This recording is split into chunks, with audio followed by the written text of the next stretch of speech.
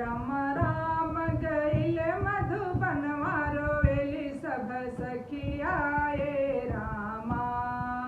अरे राम राम गइल मधुबनवा रोवेली सब सखिया ए रामा।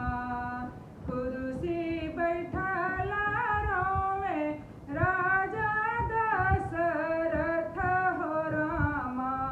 अरे राम सभवा में लागेला सुनत राम गइले बनवा ए रामा। अरे राम सभवा में लागेला सुनत राम गइले बनवा ए रामा। मचिया बैठाली रोवे मातुआर कौशल्या हो रामा। अरे रामा गोदिया में लागेला सुनत राम गइले बनवा ए रामा।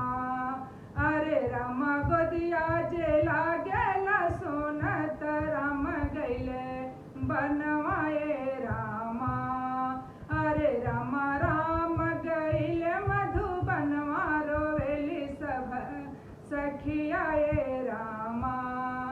सेजिया बैठाली रोवे सीता रे सुंदरी हो रामा।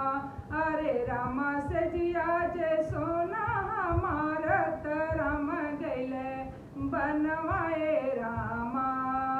अरे रामा सेजिया जे सोना